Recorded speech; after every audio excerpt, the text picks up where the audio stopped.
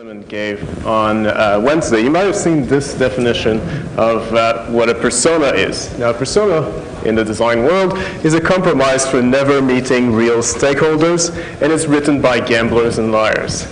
Now, you'll be pleased to know that this is not the type of persona that I'm going to be talking about today.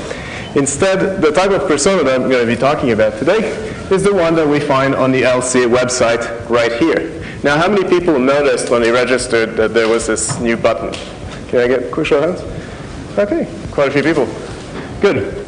Now, the problem that we're trying to solve with Persona is this. We want to solve the password problem on the web, no less than that. So that's what we're trying to solve, and especially what we want to move away from is something like this, something you might have seen today, something you might see every day when you use the web, right? The good old username and password form. There are many problems with this. Security is one of them, right? If you've been following the news recently, you will have seen a number of companies apologizing publicly after losing quite a lot of their passwords to hackers. And, you could make fun of any one of them, especially IEEE, for not following best practices and things like that. But the reality of this is that this stuff is hard. It's easy to screw up. And in fact, having passwords for your users is really a liability. If you are going that way, here are the things you have to do, right? You have to hash your passwords using something like bcrypt, script, PBKDF2, one of those complicated things. Then you have to use per user salt values because you can't reuse salt values between users. You have to have a site secret outside of your database so that if your database gets stolen, the attacker is still missing a piece of information. Then you have to have proper password and lockout policies to deter brute forcing of your passwords. And of course, your recovery mechanism has to be just as secure as everything else, otherwise the rest may not exist. But the real problem with this list is this. These are the 2013 password guidelines. I can guarantee you that in 5 years, there'll be even more stuff to do, because this is an arms race between you and the attackers that are trying to steal your passwords. Now, of course, let's be honest about the kinds of passwords that your users will choose. This is the top 1,000 passwords, maybe top 500. And this is not the slide title, the big word in the middle. It's the most popular password. It's a little bit depressing. Now, there's another problem. It's not just about security, and it has to do with conversion rate. If you look at typical metrics for sites, it's not uncommon to see something like this. Lots of people going to your sign-up page, and a lot less people finishing the sign-up process. Now, there can be a lot of explanations for this. You know your site better than I do. But one thing that you should consider is that there is a cost to picking a new username and a new password, or the same username but a different password, just for your site. And a lot of people, a lot of your potential users will have to make a decision. Do I want to remember yet another password, or is this site just not worth it? In other words, that gap is costing you real money. Now, there are existing solutions. Not everybody is using usernames and passwords to log into websites. Here's one that I particularly like. Client SSL certs, right? This is the same type of certificate that you use when you want to expose your site over HTTPS. So you go to a reputable certificate authority, and you pay a bunch of money for some numbers, and then you put that on your server, and that tells to all the browsers out there that your server is legitimate because you paid money for these numbers. Now, you can get a similar type of certificate to put in your browser, and then your browser will hand that over to the various websites that you visit to identify you at those websites. Now, when that works, it's beautiful. It's kind of like SSO for the entire web. You just go to the website, your browser does the rest, and you're logged in. So it's brilliant. How many people, out of curiosity, have used this mechanism to log into a website in the last week? Okay, I don't know, less than 10 people. Last month? Okay, a few more. Last year? Right, still not that many. So it's really hard to actually implement on a web server inside web applications. The support inside browsers is not very good. And the mobile story, multiple devices and stuff, just isn't very good. So almost nobody uses that. Let's talk about something that a lot of people use. The idea of outsourcing your identity to a central authority. Now, these are the two most popular ones, Twitter and Facebook. And of course, there's the obvious problem of what happens to your users that don't have a Facebook account or don't want one, or don't want to log in with Facebook on your website because they think that you're going to know everything about their friends if they do that. Well, that is a problem. But there's another more subtle problem, which is if you are running a business, do you really want to outsource the thing that's perhaps most precious about your business, it's your customers list, to a third-party for-profit company that may change its terms of conditions and exclude some of your users, or may just decide that the service isn't worth running anymore? It's a bit of a risk. But more than that, though, if we're trying to look for a solution for the open web, this is just not it, right? We can't have a private company being the gatekeeper of the internet. What about OpenID? The really great thing about OpenID is that they brought back the idea of federation, decentralization, to the identity space. So in the OpenID world, anybody can be an OpenID identity provider. You can choose who your identity provider is, and you can change identity providers if you want. And in fact, you can also run your own identity provider if you're technically inclined. Now, there are various problems with OpenID. It hasn't seen the sort of adoption that a lot of us would have liked to see. And it has had sort of usability issues. Having a URL instead of a username or something like that is pretty weird for a lot of people. But the reason why Mozilla couldn't get behind OpenID and adopt that as its solution is that OpenID has a very serious privacy flaw. And the best way to explain it is to use an analogy. Imagine that when you last checked into a hotel, and when they ask you for a piece of ID to make sure that the name matches the one on the reservation, imagine if they took your driver's license and then phoned up the government that issued it, right, just verifying that it's valid. Well, that would give that particular government department a trail of every hotel you've ever checked into, which is a little bit creepy. But also, it would allow that government, based on other information that they have, such as, I don't know, maybe you have a student loan that you haven't fully repaid yet, it will allow them to say, well, that student loan you haven't fully repaid, now you're traveling to this other country, and, no, we'll just deny you that stay. You should focus on paying your debts, and after you're debt-free, you can stop going to backpackers. It's a bit of a stretch, but the point here is that that's exactly the kind of power that we give to an OpenID identity provider. So unless you are running your own identity provider, that really affects you. So storing passwords is hard. It's a big mess. And there are no real suitable alternatives for the open web. And that's why we decided to build Persona. Now, Persona, just like OpenID, is a decentralized system. Anybody can be their own identity providers. You can change identity providers if you want, etc. So it's also federated. It is privacy sensitive. So we put the browser in the middle of the chain. So the browser is your trusted intermediary because the browser already sees every website that you're logging into. So it's not a big deal. And we want this to be really simple. Simple both for developers, because if it's not simple for developers to implement, then it's never going to be secure. And we also want to make it simple for users, because if it's not simple for users, then sites are not going to adopt it. So we have a really strong focus on user experience. And finally, of course, like everything else that Mozilla does, this system is fully open source. Now, this is identity in your browser. We want to make the login system of authentication be part of a standard, we want this to be a standard part of the web browser, of all web browsers. It's not a Firefox-specific thing. It should be baked into the web.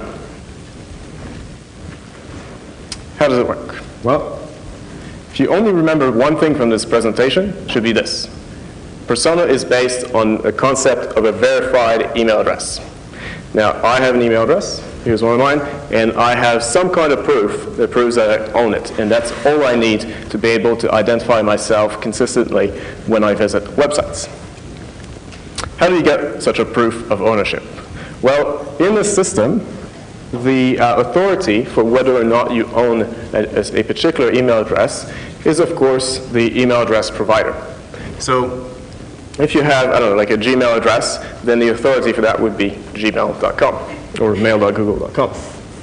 And so the way you get this proof that you own that email address is by simply going to your email provider. So say you log into your webmail, type in your username, your password, you do the whole two-factor auth thing, and then you log in. At this point, the browser will generate a public and private key specific to that identity, and then it will send the public key over to the email provider. The email provider knows who you are because you're logged in, and so at that point, it can sign your public key and return it to you. Now, when I say you, it's your browser. You don't actually see any of that. It happens transparently. This signed public key is what we call the certificate. That's a proof that you own the email address, and it's signed by the authority for that email address. And so the browser stashes this certificate somewhere safe. And so what you have is a signed statement from your email provider that you control this email address. Now, it's very similar to how we use passports for international travel. Because if you want to travel to another country, first thing you have to do is you have to go to your passport office to get a passport, and then you take your passport home, store it somewhere safe. When you do go and enter a new country, then you present your passport and you're let into that country. So the act of getting a credential and using a credential, those two things are separate. So here's what we can do with that certificate that we got proving that we own an email address.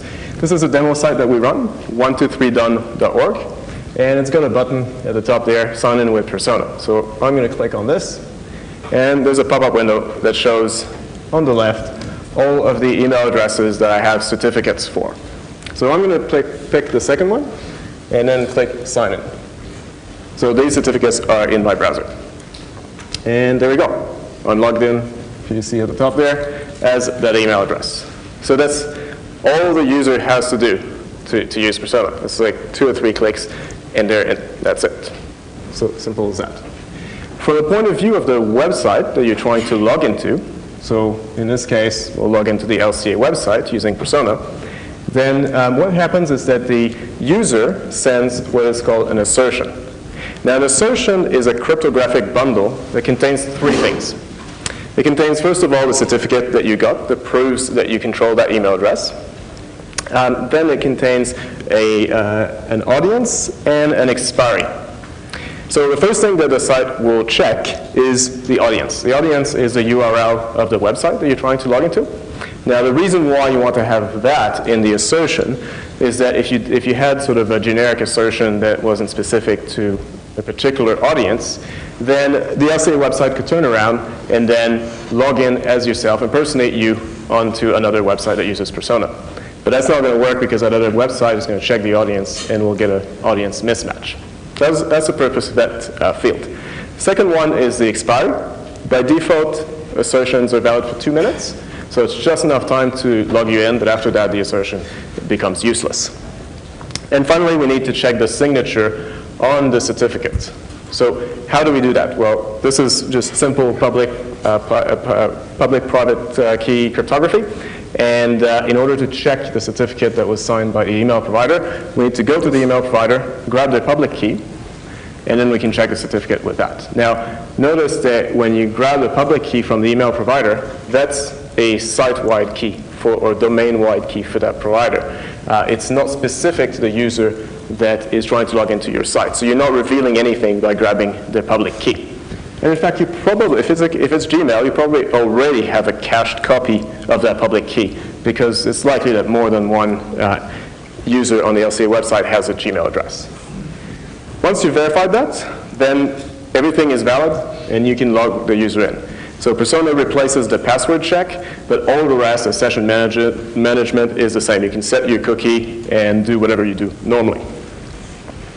Now this is a vision of how the system works.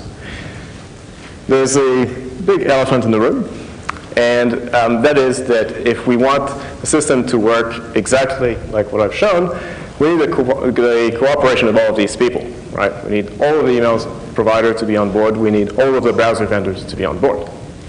Okay, let's take them one at a time. Let's start with email providers. This is what we want to see. If I've got a Gmail address, it will be signed by Gmail. My certificate will be signed by Gmail. Now, Gmail doesn't support Persona natively yet. If you do work on Gmail and you want to talk to me about that, please do after the talk. But what we have in the meantime is this. We have a certificate signed by persona.org. So in essence, what we have is we have a fallback identity provider.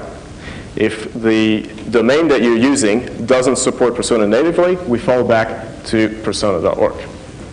The reason why we can sign certificates on behalf of other email domains is simply because the first time you use Persona, we send you an email as part of the registration process, and then it's got a unique link, or a link with a unique token in it. When you click on that, that proves to us that you control that email address.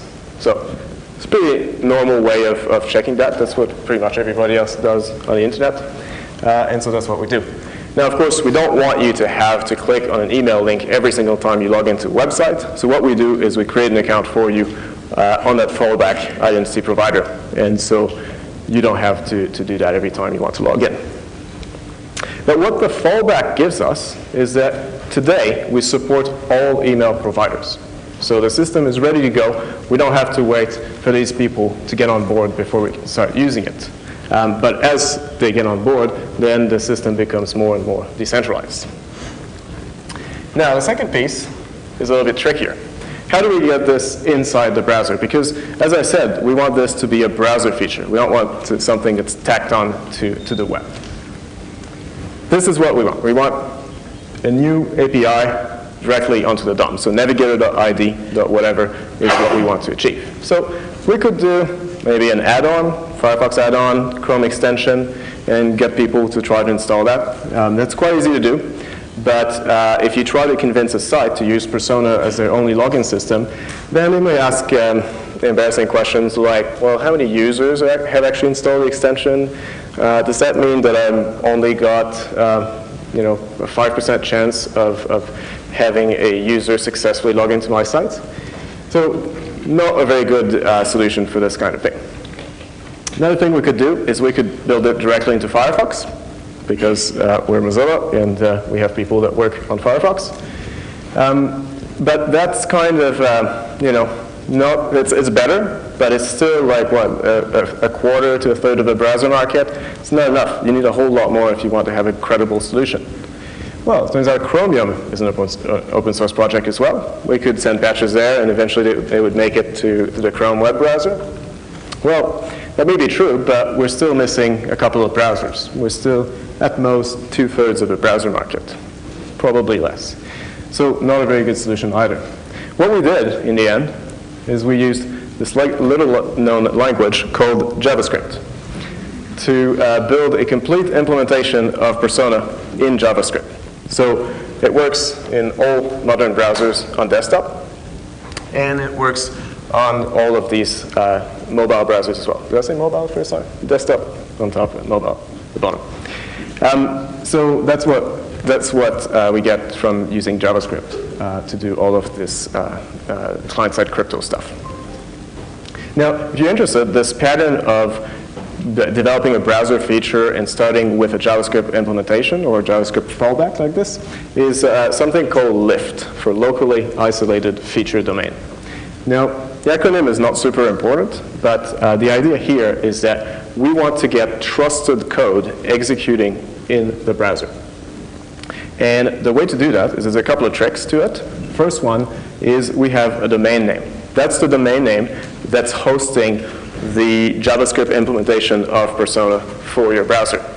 So the code runs on there, and it uses something called local storage. Now, local storage, for those who don't know, is a very simple key-value store that's built into all modern browsers, and you can easily store and retrieve strings from it.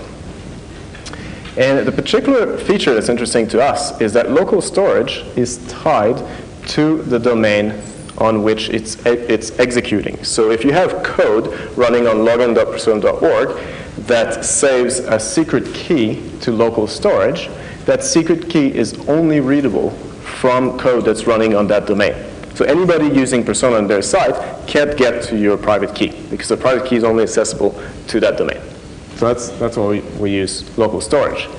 Now, of course, we do need other people, other sites, to interact through a restricted API with the crypto stuff that's stored there. So we use for that post message. Post message is a standard mechanism that web browsers have to do cross-domain message passing. And so we have an API that's built using this.